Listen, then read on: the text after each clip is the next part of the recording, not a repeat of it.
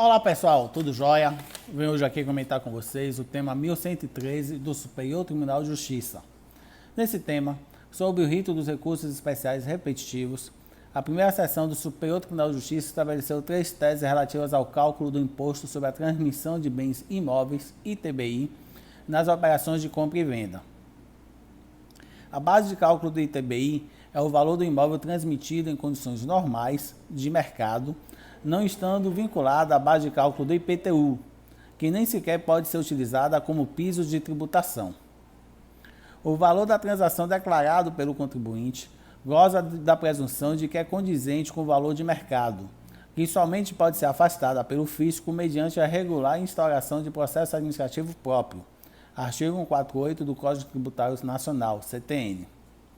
O município não pode arbitrar previamente a base de cálculo do ITBI com respaldo em valor de referência por ele estabelecido de forma unilateral.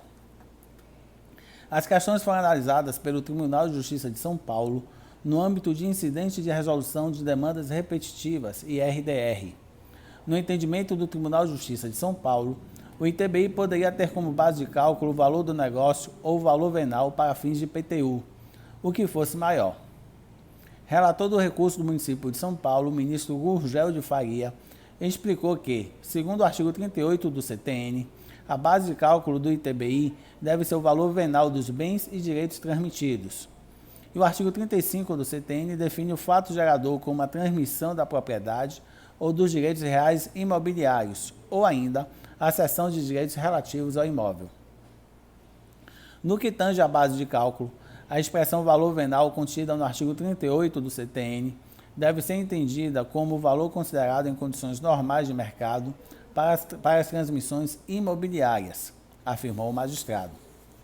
Segundo ele, embora seja possível delimitar um valor médio dos imóveis no mercado, a avaliação de cada bem negociado pode sofrer oscilações positivas ou negativas, a depender de circunstâncias específicas, as quais também afetam a alienação em ação pública, pois são consideradas pelo arrematante. O ministro apontou que, no IPTU, tributa-se a propriedade, lançando-se de ofício o imposto com base em uma planta genérica de valores aprovada pelo Poder Legislativo local, o qual considera aspectos mais amplos e objetivos, como a localização e a metragem do imóvel.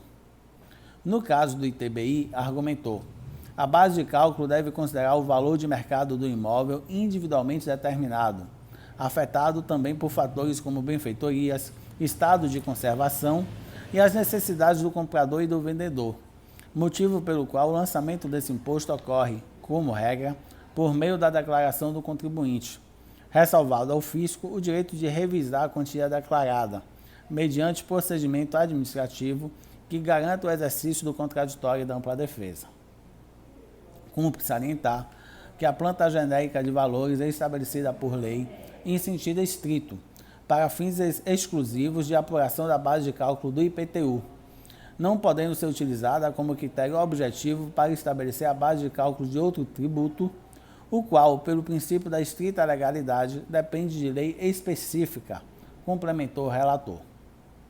Em relação à possibilidade de adoção de valor venal previamente estipulado pelo fisco, o ministro Gurgel de Faria explicou que, ao adotar esse mecanismo, a administração tributária estaria fazendo o lançamento de ofício do ITBI, vinculando-o indevidamente a critérios escolhidos de maneira unilateral, os quais apenas mostrariam o valor médio de mercado, tendo em vista que despreza as particularidades do imóvel e da transação que devem constar da declaração prestada pelo contribuinte, que possui presunção de boa-fé. Ainda de acordo com o magistrado, a adoção do valor prévio como parâmetro para a fixação da base de cálculo do ITBI resultaria na inversão do ônus da prova em desfavor do contribuinte, procedimento que viola o disposto no artigo 148 do CTN. Nesse panorama, verifica-se que a base de cálculo do ITBI é o valor venal, em condições normais de mercado. E como esse valor não é absoluto, mas relativo, pode sofrer oscilações diante das peculiaridades de cada imóvel, do momento em que é realizada a transação e da motivação dos negociantes, concluiu o ministro. Pois bem, pessoal, esse foi o breve resumo que eu fiz para vocês sobre o tema 1113 do Superior Tribunal de Justiça. Espero que vocês tenham gostado. Se gostaram, dê um like, continuem inscritos aqui no meu canal do YouTube e me sigam lá no meu Instagram, @JoãoPauloPiropo. Um forte abraço e até a próxima.